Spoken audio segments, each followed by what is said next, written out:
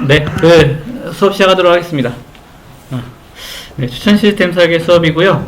오늘 얘기할 거는 이제 딥러닝 for recommendation인데, 요즘에 사실 거의 모든 인공지능 모델들이 이제 딥러닝으로 구성되고 있잖아요. 추천 시스템도 마찬가지거든요. 추천 시스템도 우리가 지금까지 배웠던 거는 뭐 딥러닝이라고 하기에는 조금 많이 얕은 레이턴트 팩터 모델 정도로 우리가 계속 실습을 하고 있었는데, 실제로는 그래프 뉴럴넷을 사용한 이제 딥러닝을 활용해서 추천 시스템이 많이 구성이 되고 있는 그런 추세고, 이제 그런 것들이 그러니까 고전적인 레이턴트 팩터 모델보다 조금 더 이제 많은 정보를 포함할 수 있어서 성능이 좀 잘 나오는 그런 상황이에요. 이제 그런 추세인데, 초기에 딥러닝이 어떻게 추천 시스템에 적용이 됐는지 대표적인 알고리즘 두 개를 소개해드리는 이제 그런 시간 가지도록 하겠습니다.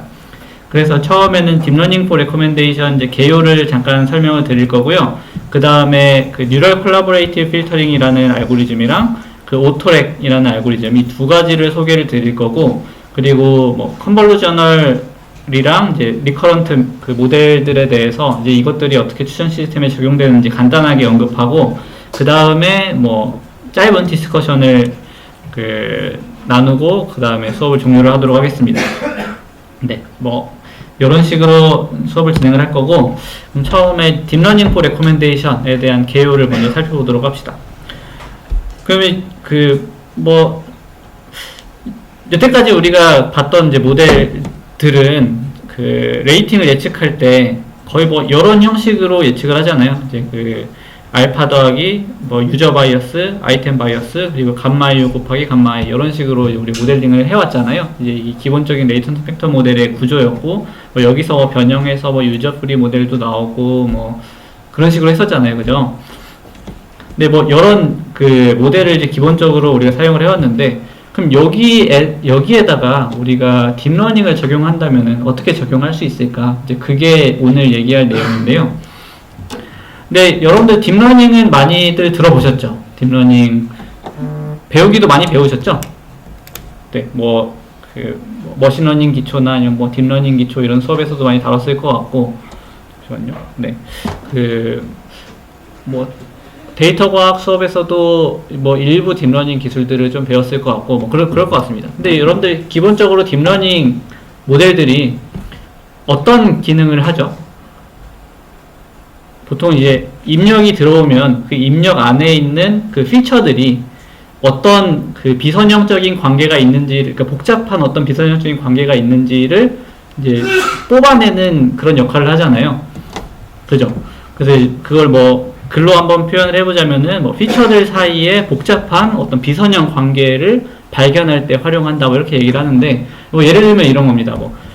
보통 이미지 쪽에서 딥러닝을 굉장히 많이 사용하는데, 이미지 클래시피케이션이라고 치면은 뭐 예를 들어서 고양이 사진 이렇게 들어오면은 고양이 사진이 사실 픽셀들이 이렇게 촘촘하게 막 있잖아요. 근데 각각 픽셀 값들이 픽셀의 컬러 값들이 이제 하나하나 피처가 되는 거고, 피처들 사이에서 어떤 관계가 이걸 이제 고양이나 강아지로 분류하는데 중요한지를 딥러닝 모델 안에서 복잡하게 어떻게 연결되는지를 학습을 하는 그런 방식이잖아요.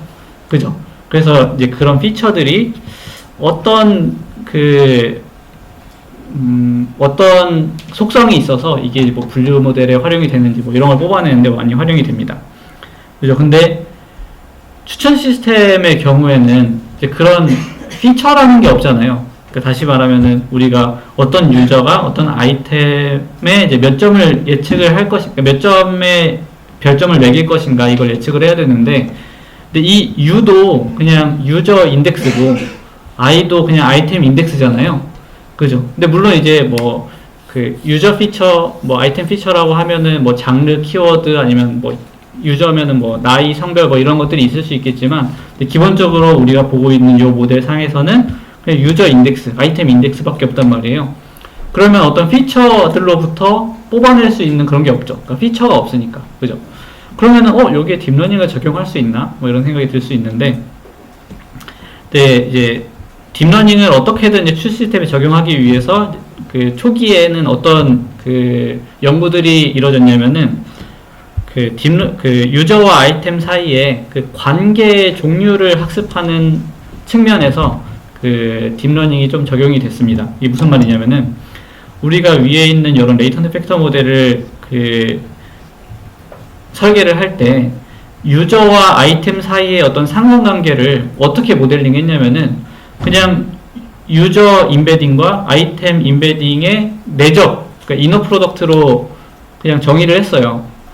근데 저희가 그냥 자연스럽게 그냥 이너 프로덕트로 하면 되지 않을까 하고 그냥 정의를 한 거거든요. 근데 사실 이게 이너 프로덕트가 이 두 벡터의 어떤 상관관계를 나타내는 그 최적의 함수가 아닐 수도 있잖아요.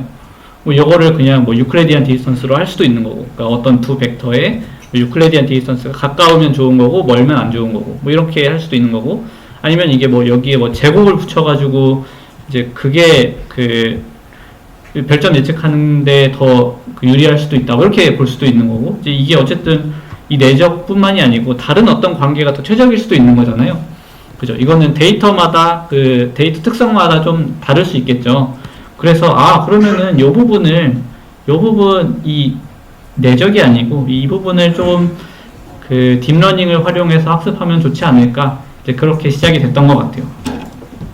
그래서 이제 다시 말하면 이제 상황에 따라서 데이터에 따라서 이제 적절한 관계의 종류가 다를 수가 있는데, 이제 뭐 예를 들면은 조금 전에 말씀드렸던 그 이너 프로덕트와 뭐 니어리스트 네이버 정도, 이렇게 예를 들 수 있을 것 같아요. 지금 우리가 계속 봤던 이 이너 프로덕트는 어떤 속성을 갖냐면은 뭐 예를 들어서 그 벡터들 좀 뭔가 좀 이상한데, 그 벡터들이 이런 식으로 이렇게 뭐 2차원 상에 이제 분포되어 있다고 한번 가정을 해봅시다. 지금 여기 점점점점 있는 것들이 그 각각의 뭐 벡터들이에요. 뭐 아이템이나 뭐 유저나 뭐 이런 벡터들입니다. 근데 그 중에서도 뭐 예를 들어서 X축은 액션에 해당하는 축이라고 하고, 뭐 Y축은 뭐 코미디에 해당하는 축이라고 한번 가정을 해봅시다. 원래 뭐 레이턴트 팩터 모델에서 학습을 하면은 각각 축마다 어떤 의미를 갖는지를 우리가 알 수는 없지만, 그런 식으로 이게 모델링이 됐다고 한번 가정을 해볼게요. 그러면은 이 X축 쪽이 큰 그 점이 의미하는 거는 그 액션의 정도가 많은 그런 뭐 영화나 이런 것들이 찍히게 될 거고, 왼쪽으로 가면 갈수록 그 액션의 정도가 굉장히 적은 그런 영화가 될 것 같아요. 그죠? 그 마찬가지로 이제 Y축 기준으로 봤을 때도 위쪽으로 올라가면 올라갈수록 이제 코미디 속성이 많이 높은, 아래로 내려갈수록 코미디 속성이 많이 낮은 이제 그런 점들이 찍힐 텐데, 근데 이런 경우에 만약에 여기 지금 이 검은색 선 끝에 부분, 요 부분에 우리가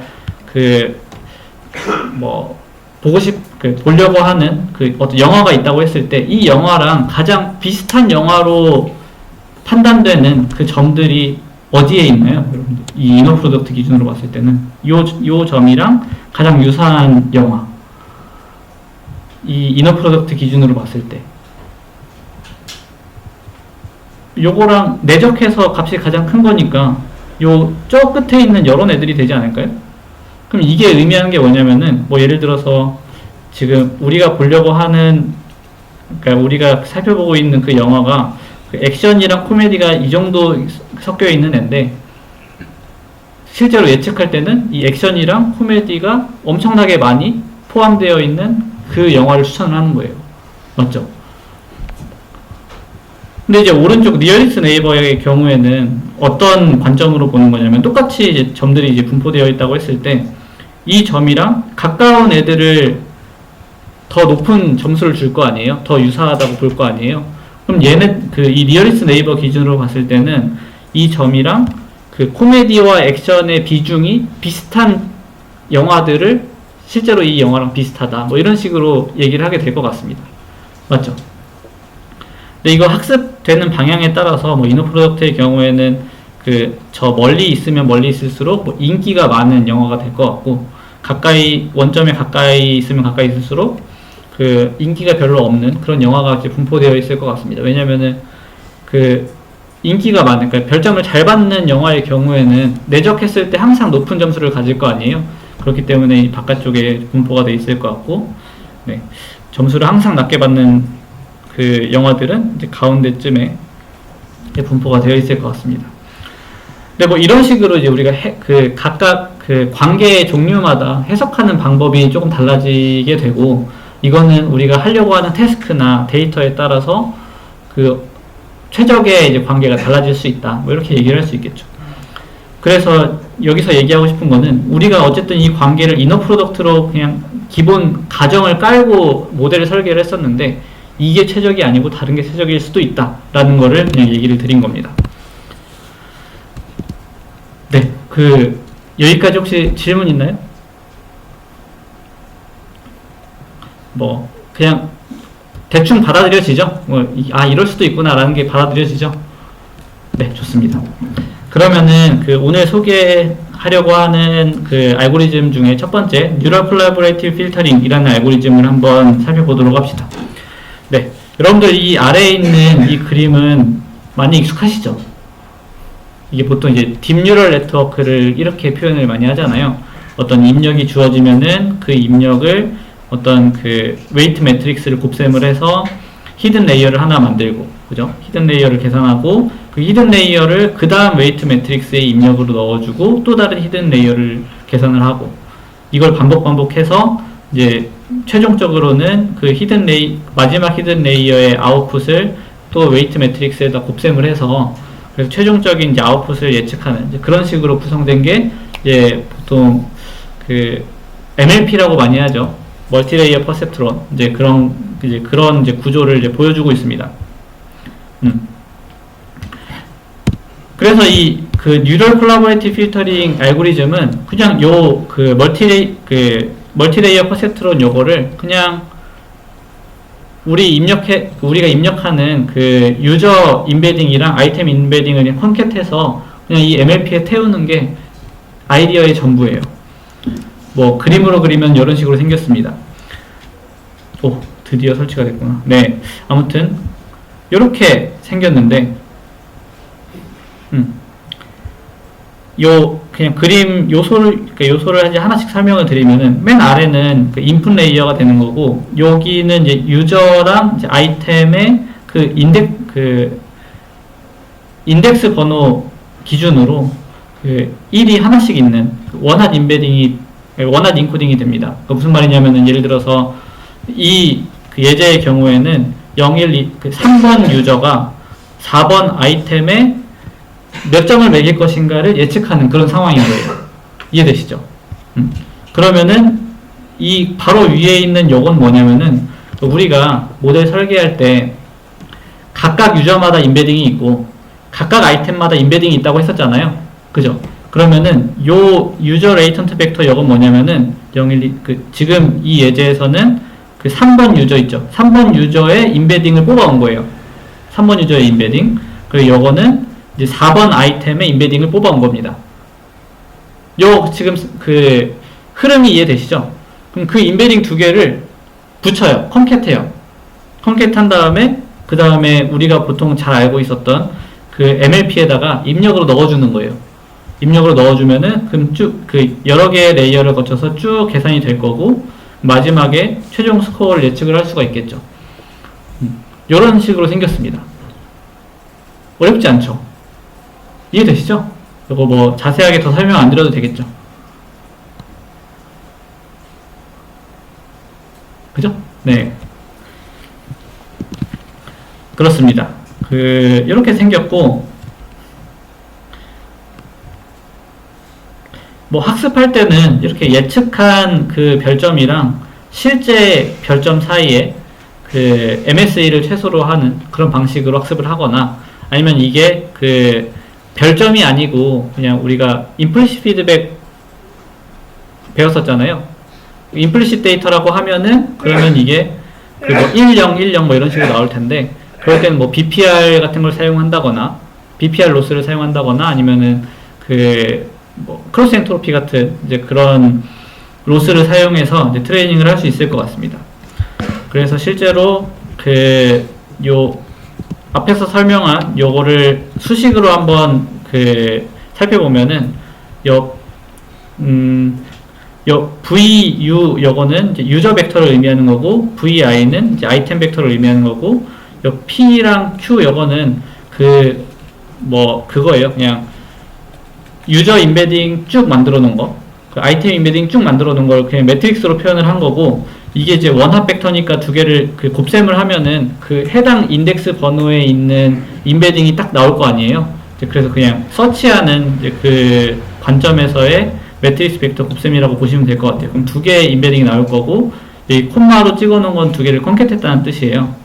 그리고 그 다음에 그 액티베이션 펑션을 통해서, 액티베이션 펑션이 아니고 그 레이어, 즉 파이 1, 파이 2, 파이 x 얘네들은 다 그 여기 있는 레이어 1, 레이어 2, 레이어 x 이걸 의미하는 거거든요.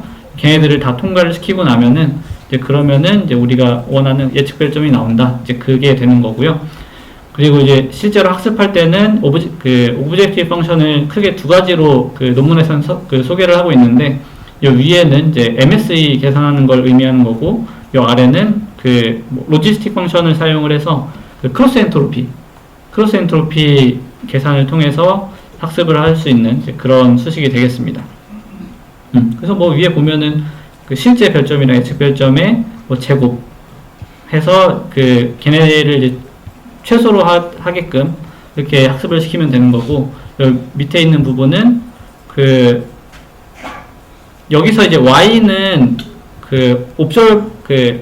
옵저브드 데이터를 의미하는 거, 그러니까 본 거, 그죠? 본 거. 그리고 y 빼기 한 거는 이제 안 본 거, 언옵저브드 데이터를 의미하는 거라서, 옵저브 데이터에 대해서는 로그, 언옵저브드 데이터에 대해서는 로그 1 마이너스 이런 식으로 해서 계산하면은, 요게 우리가 기존에 배웠던 추천 시스템 설계 수업에서는 안 배웠지만 데이터 과학이나 머신러닝 이런 데서 배웠을 바이너리 크로스 엔트로피랑 똑같잖아요. 네, 그 수식을 그대로 적용을 한 겁니다. 네, 그래서 이 경우에는 좀 임플리시트 데이터에 조금 특화되어 있는 그런 로스라고 볼 수 있을 것 같고, 위에는 임플리시트 데이터나 아니면은 그냥 별점 데이터에 대해서도 적용할 수 있는 오브젝티브 펑션이라고 볼 수 있을 것 같습니다. 그리고 우리가 BPR에 대해서 배웠으니까 사실은 이런 크로스 엔트로피를 사용하는 것보다 그 BPR 로스를 사용하는 게 보통 성능이 더 좋으니까 이제 그걸 모델은 그대로 두고 이제 그 로스 펑션을 사용해도 무방합니다. 네, 그래서 이제 이런 뉴럴 콜라보레이티브 필터링 알고리즘의 경우에는 요 앞에서 봤던 이런 수식에서 여기 뒤에 있는 요 부분을 MLP로 교체를 한 이제 그런 방법이기 때문에 이게 내적뿐만이 아니고 다른 어떤 유저와 아이템 사이의 비선형적인 어떤 관계를 우리가 학습할 수 있을 것이다. 이제 그런 내용이 되겠고요. 실제로 논문에서 이제 실험을 해봤을 때 기존의 레이턴트 벡터 모델에 비해서 조금 더 성능이 더 잘 나온다. 그런 식으로 주장을 했어요. 그런데 이게 이제 2017년에 나온 논문인데, 2019년에 이제 어떤 분이 논문을 하나 썼는데, 아니다. 뉴럴 네트워크 이렇게 복잡하게 하는 것보다 기존의 레이턴트 팩터 모델의 파라미터 튜닝만 잘하면 성능이 더 잘 나온다. 그러니까 이런 주장을 한 논문이 나왔습니다. 2019년에. 근데 이런 주장을 하게 된 이제 배경 중에 하나는 뭐냐면은, 사실 이렇게 유저 레이턴트 벡터랑 아이템 레이턴트 벡터를 컨캣한 다음에 이거를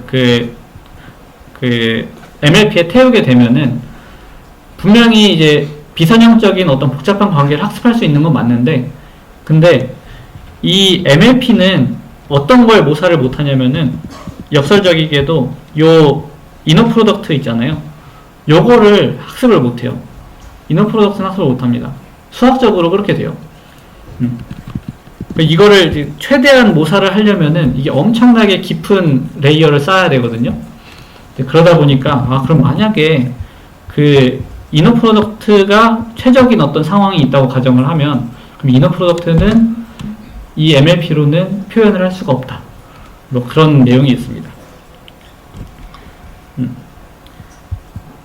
근데 또 한편으로는 요 뉴럴 콜라보레이티브 필터링 논문을 보면은 지금 보여드렸던 이런 단순한 구조뿐만이 아니고 얘네도 이제 인지를 한 거예요. 이게 이 MLP가 이너 프로덕트는 그 표현을 못하는구나 라는 걸 인지를 해서 여기 옆에다가 MLP가 아니고 그 이너 프로덕트 하는 모듈을 하나 더 붙여서 이걸 앙상블하는 방식으로 최종 모델을 설계를 했거든요.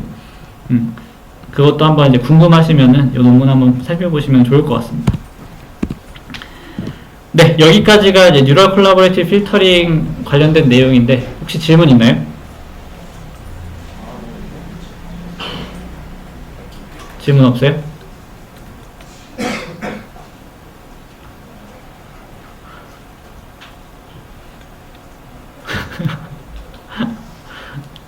알겠습니다. 네, 그러면은 이제 바로 다음 내용 나가도록 할까요? 지금 보면은 그 다음이 이제 오토렉인데요. 오토렉. 여러분들 오토 인코더는 혹시 들어보셨나요? 오토 인코더 들어봤다. 오토 인코더 들어봤다. 오토 인코더 잘 모른다. 오토 인코더 모른다. 아, 그래요? 들어본 분들은 어디서 들어봤어요?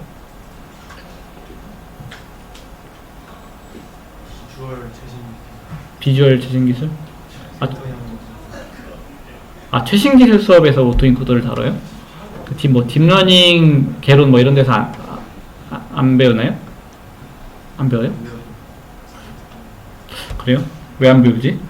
되게 딥러닝 중에서도 이제 근본 모델 중에 하나인데, 근데 내용 자체가 어렵지 않으니까 간단하게 한번 설명을 해보도록 하겠습니다. 보통 이제 오토인코더는 이것도 이제 아무래도 이미지 쪽에서 많이 활용이 됐던 그런 모델 중에 하나인데요. 지금도 굉장히 많은 모델들이 이 오토인코더의 정신을 이어받아서 이제 설계가 되어 있어요. 유넷 이런 것들, 유넷, Wnet 이런 것들이 있는데 이제 그런 것들이 다 오토인코더 기반한 모델들이고, 얘는 이미지에서 예시를 먼저 들어보면은, 이미지가 이렇게 주어지면은 그 이미지 자체가 예를 들어서 해상도가 1000 곱하기 1000이라고 하면은, 그럼 거기에 1000 곱하기 1000만큼, 그러니까 10, 100, 1000만, 10만, 100만 개만큼의 픽셀들이 이렇게 있는 거잖아요. 그럼 그 픽셀 그러니까 픽셀 수가 너무 많으니까, 예를 들어서 우리가 그 이미지 유사도 검색을 한다고 하면, 또 이미지가 만약에 10만 개 이렇게 있다라고 하면은, 각각의 이미지를 픽셀 바이 픽셀로 유사도를 계산을 하게 되면은 너무 많은 시간이 걸리잖아요. 그러면은 우리가 표현학습이라고, 리프레젠테이션 러닝이라고 해서 이 이미지를 핵심적인 내용들만 뽑아가지고 낮은 차원의 벡터로 변환하고 싶은 이제 그런 요구사항들이 많이 있거든요. 그럼 이렇게 우리가 어떤 핵심적인 내용을 이 큰 이미지에서 작은 벡터로 변환할 수 있다고 하면, 그러면은 이 벡터들의 유사도를 계산을 함으로써 이미지 유사도를 대신할 수가 있잖아요. 이 벡터가 유사하면 이미지도 유사하다, 이런 식으로 계산할 수가 있잖아요. 그죠? 그럼 이 오토인코더는 그런 작은 벡터를 만드는데 좀 잘 활용이 될 수 있는 그런 방법 중에 하나입니다. 그럼 펜이 좀 잘 안 돼가지고, 여기 입력으로 그 이미지가 이렇게 들어온다고 가정하면 그 이미지를 의도적으로 낮은 차원의 벡터로 줄여요. 이 MLP처럼 리니어 레이어를 하나 만들어서 걔네들을 입력이 예를 들어서 1000 곱하기 1000이었으면은 입력이 이제 10만 차원짜리가 되는 거고, 100만인가요? 100만 차원짜리가 되는 거고, 이제 그걸 예를 들어서 256차원 이런 식으로 줄이는 거예요. 그 다음에 이번엔 반대로 256차원짜리 이제 히든 레이어가 되는 거죠. 요거를 입력으로 받는 어떤 또 다른 리니어 레이어를 하나 둔 다음에 걔가 하는 역할은 다시 원래 이미지 차원으로 복원을 하는 거예요. 그러니까 다시 이미지가 들어오면은 그걸 작은 차원으로 줄였다가 다시 원래 크기로 복원을 하는 거죠. 그러고 이 입력이랑 출력이 최대한 비슷해지게끔 학습을 하는 거예요. 그러면은 이 의도적으로 여기 이제 바틀렉이라고 하는데 의도적으로 차원을 굉장히 작은 걸로 줄였잖아요. 그러면은 우리가 어떤 걸 기대할 수 있냐면은 이 이미지 중에서도 좀 중요한 정보들만 작은 차원으로 이렇게 모일 것이다. 그러니까 부차적인 어떤 그 잔가시 같은 이제 그런 정보들은 다 사라지고 중요한 정보만 이 작은 벡터에 이제 모일 것이다. 이제 그걸 기대를 하는 거죠. 그렇게 모인 다음에 다시 이제 복원을 하면은 그 핵심적인 정보들 가지고 복원을 하니까 뭐 이미지 같은 경우는 약간 뭐 뿌얘질 수는 있지만 어쨌든 최대한 이제 기존에 있는 정보들을 최대한 이제 복원을 하는 이제 그런 모양새가 되는 거죠. 그래서 요 두 개가 최소가 되게끔 그런 학습을 하는 이제 그런 방식이 이제 그 오토 인코더의 기본 내용이에요. 그럼 요거를 이제 추천 시스템에 어떻게 적용을 하는지를 생각을 해보면 뭐 지금 앞에서 봤던 요 모델을 그냥 이렇게 눕혀서 그린 거거든요. 이렇게 눕혀서 그리면 이런 모양이 될 텐데 이때 추천 시스템에서는 어떻게 적용할 수 있냐면은 여기 밑에가 입력이고 위에가 출력이에요. 여기 입력이 뭐가 되냐면은 뭐 유저가 인터랙션한 아이템들의 벡터 있죠. 그 인터랙션을 안 했으면 0, 했으면 1 이렇게 해서 0, 0, 0, 1, 0, 0, 0, 1 이런 식으로 그죠? 그런 벡터를 입력으로 넣어주고 의도적으로 그 작은 차원으로 줄였다가 다시 이제 복원을 하면은 이제 여기에도 똑같이 요거랑 이제 비슷한 어떤 값들이 이렇게 나올 거 아니에요, 그죠? 그래서 줄였다가 다시 복원했을 때. 근데 여기에서는 원래는 예를 들어서 밑에 있는 펜이 안 돼가지고 그냥 말로 설명을 하는데 밑에 예를 들어서 그 뭐 1, 0, 0, 1, 0, 1 뭐 이런 식으로 들어왔는데 그럼 여기 출력에는 그 1인 애들은 최대한 1이 되게끔 학습이 될 거고 0인 애들은 그냥 뭐 학습을 하든 말든 그냥 냅두는 거예요. 다시 그 옵저블드 데이터에 대해서만 학습을 하는 거죠. 그러면은 여기에 그 비어있는 부분에 뭐 볼 것 같은 영화들은 뭐 0.8 뭐 이런 값이 나올 거고 안 볼 것 같은 애들은 이제 그냥 0이라는 값이 나오겠죠. 0에 가까운 값들이. 별점 예측한다고 가정을 하면은 여기 뭐 4점, 뭐 3점 이렇게 있고 안 본 애들은 이제 비어 있으면은 여기엔 최대한 4점이나 3점을 맞추게끔 그렇게 우리 학습을 시키고 이제 비어 있는 부분들은 학습을 안 하는 거예요. 이해되시죠? 네. 그런 식으로 이제 구성을 하게 되면은 여기에 이제 어떤 값이 그러니까 어떤 새로운 유저가 들어왔을 때 여기다 입력을 넣어줘서 이렇게 출력이 나왔다고 하면은 이 각각의 이제 값들이 막 있을 거 아니에요. 분명히 여기는 그 보지 않은 영화인데 여기 어떤 값들이 채워질 텐데 그게 이제 예측 별점이 되는 거죠. 이해되시죠? 네, 이런 식으로 구성되어 있는 게 이제 오토렉입니다. 그래서 이제 입력은 유저가 소비한 아이템들을 나타내는 벡터가 되는 거고 이제 반대로 그 아이템을 소비한 유저들을 나타내는 벡터를 입력으로 넣을 수도 있습니다. 이게 어차피 매트릭스고 이게 그 트랜스포즈만 하면은 그 유저 관점이나 아이템 관점이나 수학적으로는 동일하잖아요. 그래서 이제 둘 다 사용 가능한데 이 논문에서 이제 실험을 했을 때는 유저가 소비한 아이템들을 나타내는 벡터를 입력으로 넣어줬을 때 성능이 더 잘 나옵니다. 요거는 우리 기존에 그 콜라보레이티브 필터링 얘기할 때 그 요런 비슷한 현상을 논의한 적이 있었죠. 그 유저들은 변덕이 좀 심하고 아이템들은 그 항상 속성이 비슷하니까 보통 이제 그 그러니까 유저들을 기준으로 하는 것보다 아이템을 기준으로 하는 게 더 성능이 잘 나온다. 근데 여기서는 이제 그러니까 유저가 이제 어떤 영화를 봤는지를 그 입력으로 넣어주는 게 결국에는 아이템 피처들을 학습을 하는 거니까 이런 경우가 좀 더 그 성능이 잘 나온다. 뭐 이런 거랑 이제 관련이 있을 것 같습니다. 네, 그리고 그쵸. 요거는 조금 전에 이제 설명드렸던 이제 소비되지 않은 아이템 중에서 이제 디코더 결과가 높은 것을 추천한다. 이게 무슨 말이냐면은 여기서 이제 그 흰색 부분이 그 보지 않은 그 부분인데 여기에 있는 그 예측 값들 중에서 이제 높은 걸 추천한다. 이제 그걸 이런 식으로 쓴 거예요. 그리고 우리가 그 지지난번인가 유저 프리 모델에 대해서 얘기를 했었잖아요. 그죠? 유저 프리 모델 기억나시죠? 이 오토렉도 유저 프리 모델에 해당하겠죠. 왜냐면은 명시적으로 그 유저에 대한 임베딩을 만들지 않잖아요. 아이템에 대한 임베딩만 만들고 유저에 대한 임베딩을 만들지 않기 때문에 그래서 이것도 유저 프리 모델에 해당한다. 그런 식으로 말씀드릴 수 있을 것 같습니다. 네, 여기까지가 오토렉 내용인데요. 여기서도 혹시 질문 있나요? 뭔가 오늘따라 굉장히 조용한데? 이해 잘 되죠? 어렵지 않죠? 네. 여러분들은 이미 좀 딥러닝 관련된 내용들을 좀 잘 알고 있을 것 같아서 이제 어떻게 적용되는지만 설명을 드리면은 잘 이해하실 수 있을 거라고 생각을 했어요. 뭐지? 수업 끝내달라는 건가? 네. 네, 그러면 이제 거의 끝났습니다. 뭐지? 너무 빠른데? 이번에 얘기할 거는 이제 컨볼루셔널 그리고 리커런트 모델들에 대해서 잠깐 언급을 할 건데, 이제 어떤 측면에서 언급을 할 거냐면은, 이제 그러니까 CNN, RNN, 이런 것들 들어보셨죠?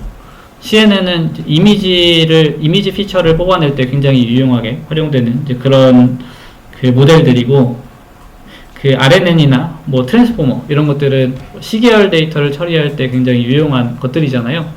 그래서 이제 사실 딥러닝 모델들이 추천 시스템에 어떻게 적용이 많이 되냐면은, 우리가 여태까지 봤던 거는 유저 아이디, 아이템 아이디만 받아서 별점을 예측하는 여러 방식이었는데, 유저 피처랑 아이템 피처를 적극적으로 활용하지는 않았잖아요. 예를 들면은 처음에는 아이템 유사도 계산할 때 장르 같은 걸 활용할 수 있다 이런 거 해서 시밀러 아이템 계산하는 측면에서는 얘기를 했지만, 그 뒤에 별점을 예측하거나 임플리시트 피드백 관련해서는 추가적인 피처들을 활용하지는 않았잖아요.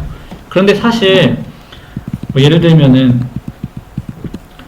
어떤 영화라고 하면 그 영화에는 이미지 정보도 있고 오디오 정보도 있고 텍스트 정보도 많이 있잖아요. 예를 들면 포스터 이미지가 이렇게 있는데, 어떻게 보면 좀 공포 영화 이런 것들은 어두운 색 계열이 많이 있을 것 같고, 느낌이, 그죠? 아니면 코미디 영화 하면은 좀 밝은 색 계열이 많을 것 같고, 그럼 그 이미지들 간의 유사도를 활용을 해서 영화를 추천할 수도 있는 거잖아요. 그죠? 그런데 지금까지 우리가 봤던 모델들은 그런 걸 활용을 못 했는데, 근데 이제 CNN 모델 같은 걸 같이 적용을 하면, 예를 들어서 우리가 뉴럴 콜라보레이티브 필터링에서 이제 유저 레이턴트 벡터랑 아이템 레이턴트 벡터만 입력으로 받았는데, 이제 그게 아니고 아이템의 포스터 이미지를 인베딩으로 만들어서 걔를 여기다 입력으로 넣어줄 수도 있는 거잖아요. 그죠? 아니면은 거기에 시놉시스 텍스트 정보를 트랜스포머 모델에 태운 다음에 인베딩을 뽑아서 이제 그걸 여기다가 넣을 수도 있는 거고, 그죠? 이런 식으로 CNN 혹은 이제 RNN, 트랜스포머 이런 딥러닝 모델들이 추천 시스템에 이제 피처들을, 여러 가지 다양한 피처들을 추천에 적용하기 위해서 활용이 많이 됐습니다. 여기서는 설명을 안 했지만 그래프 뉴럴 네트워크 같은 것도 많이 활용이 됐는데, 어떤 식으로 활용이 되냐면은 그냥 인터랙션 데이터 자체가 사실은 아이템과 유저들 간의 이제 관계를 나타내는 거고, 그거를 우리 그래프로 표현할 수도 있잖아요. 바이파타이트 그래프로 표현할 수 있잖아요. 그럼 이제 거기에서 이제 그래프 뉴럴 네트워크를 사용할 수도 있는 거고, 아니면은 사용자들도 사실 친구 관계가 있을 수 있잖아요. 소셜 네트워크라고 하면 누구랑 누구랑 친구다, 누구랑 누구랑 친구다, 이런 정보를 이렇게 쭉 모아보면 엄청 거대한 그래프가 나오잖아요. 그럼 그 친구 정보를 활용해서 추천할 수도 있겠죠. 직관적으로 생각해보면은 내 친구가 예를 들어서 해리포터 영화를 봤다 하면 그 친구가 저한테 야 해리포터 재밌대 한번 봐봐 이렇게 얘기할 수 있는 거잖아요. 그러면 그 관계 때문에 친구들이 해리포터를 많이 봤으면은 나도 그 해리포터를 볼 확률이 많이 높아지잖아요. 이런 걸 반영하기 위해서 친구 관계 그래프를 GNN으로 학습을 해서 각각 노드마다 인베딩을 뽑은 다음에 이제 그거를 앞에서 봤던 그런 이제 뉴럴 콜라보레이티브 필터링 같은 데다가 입력으로 이렇게 넣어주는 이제 그런 식으로도 활용을 할 수가 있습니다. 그죠? 그래서 이제 다양한 인터랙션 데이터뿐만이 아니고 굉장히 다양한 부차적인 정보들을 추천 시스템에 녹여내기 위해서 이런 딥러닝 기술들이 많이 활용이 됐다. 그 정도로 이제 얘기를 하려고 이제 슬라이드를 이렇게 하나 만들어 놨습니다. 네, 실제로 굉장히 많이 활용이 돼요. 시계열 데이터 활용할 때도 이제 트랜스포머 같은 거 많이 활용이 되거든요. 네, 그런 것들 한번 보시면 좋을 것 같습니다. 네. 아, 정말요? 네. 맞아요. 네. 뭐 교수인데 그렇게 얘기하지, 그러면. 네. 그래서 이제 이게 마지막 슬라이드인데, 그럼 딥러닝 모델들이 이제 쓸만한가? 이제 이거를 잠깐 얘기를 해봐야 될 것 같은데, 잠깐 중간에도 언급을 했지만, 이 딥러닝 자체가 이제 고전적인 추천 그 세팅에 대해서, 그냥 유저 아이디, 아이템 아이디만 이렇게 들어오는 이런 세팅에 대해서 정말 추천 시스템에 잘 적용이 되는지, 성능이 충분히 올라가는지, 이런 걸 좀 의심하는 논문들이 있었습니다. 앞에서 얘기했던 그 논문도 있고, 뭐 랜들이라는 사람이 2020년에 이제 비슷한 그 주장을 했었고요. 여기서 이제 핵심적인 그 내용은 단순한 모델을 잘만 튜닝해도 충분히 좋은 성능을 얻을 수 있다. 딥러닝 모델들보다 충분히 좋은 성능을 얻을 수 있다. 라는 게 이제 주장이었고요. 그리고 2019년에 이제 장이라는 어떤 사람이 그 비슷한 또 다른 언급을 했었는데, 딥러닝 모델의 경우에는 이제 파라미터의 수도 기존 모델들보다 훨씬 많고, 그리고 이제 하이퍼 파라미터도 굉장히 다양하게 들어가니까 뭐 러닝 레이시나 뭐 이런 포함해서 하이퍼 파라미터들이 굉장히 많이 추가가 되니까 이 튜닝하는 것도 너무 어렵고, 그리고 모델이 복잡해지다 보니까 해석 가능성도 떨어지고, 그리고 이제 모델이 복잡해지는데 우리가 가지고 있는 데이터는 그대로니까, 여러분들 직관적으로 그거 알고 계시죠? 모델이 복잡하면 복잡할수록 더 많은 데이터를 태워야 얘가 학습이 잘 되거든요. 근데 기존에는 레이턴트 팩터 모델 같은 단순한 모델로 했으니까 적당히 이제 많은 데이터만 넣어줘도 얘가 학습이 잘 됐는데, 근데 지금은 그러니까 딥러닝 모델을 활용하면은 이 복잡도가 너무 커지니까 요거를 잘 학습을 시키려면 더 많은 데이터가 필요한데 그만큼 데이터가 부족하다. 이제 그런 상황이 왔습니다. 생각해보면은 이게 너무나 당연한 게, 또 별점을 많이 매긴 유저들은 데이터가 충분히 많은데 별점을 많이 안 매기는 유저들은 항상 데이터가 부족하잖아요. 레이턴트 팩터 모델에서도 이제 데이터가 부족해서 학습이 잘 안 되는 그런 문제가 생기는데, 딥러닝 모델에서는 그 문제가 더 심하게 발생을 한다. 이제 그런 내용들을 이제 언급을 했습니다. 그리고 실제로 그 스코어를 한번 보면은 이 모델 복잡도가 딥러닝 사용할 경우에 엄청나게 증가를 하는데, 근데 성능 향상은 그렇게 크지 않아요. 뭐 성능 향상이 별로 없거나 아니면은 아주 조금 있거나 그런 상황이 됩니다.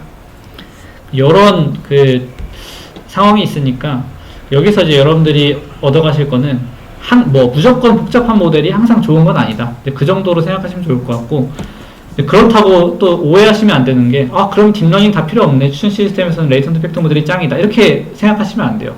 이 뒤에 또 어떤 경우에는 딥러닝 모델들이 훨씬 더 동작을 잘하는 그런 경우도 있거든요. 그런 것도 이제 생각을 하시면 좋을 것 같고, 그리고 2020년도에 그 라이트 GCN이라는 알고리즘이 하나 나왔는데, 그게 사실은 뉴 스탠다드라고 보시면 됩니다. 기존 알고리즘이 나오기 전까지는 그냥 우리가 여태까지 배웠던 레이턴트 팩터 모델이 스탠다드였는데, 그 라이트 GCN이 나오고 나서는 라이트 GCN은 그래프 뉴럴 네트워크를 조금 응용해서 좀 가볍게 만들어서 추천 시스템에 적용한 알고리즘이거든요. 제가 아마 다음 시간이나 다다음 시간에 소개를 드릴 수 있을 것 같은데, 라이트 GCN의 경우에는 그 추천 시스템에 딱 맞게 그 모델 설계를, 딥러닝 모델 설계를 잘 해서 굉장히 좋은 성능을 보입니다. 그 모델 복잡도도 그렇게 많이 증가하지 않고요. 굉장히 좋은 성능을 보이니까 이제 그런 것도 있다, 이렇게 생각하시면 좋을 것 같습니다. 네, 그래서 이제 오늘 얘기 드릴 내용은 여기까지인데요. 혹시 뭐 질문 있으실까요?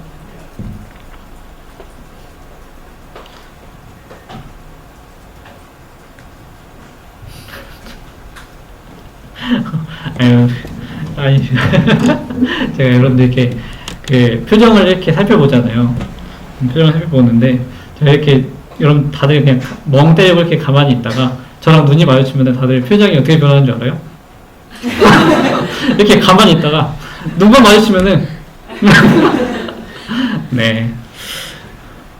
없어요? 질문 없어요? 네, 오늘 밖에 보니까 날씨가 진짜 좋더라고요. 네, 그래서 여러분 산책도 많이 하시면 좋을 것 같고요. 그리고 또 얘기할 게 있나? 네, 그냥 지금 우리 녹화하고 있는 거죠? 네, 녹화 이거는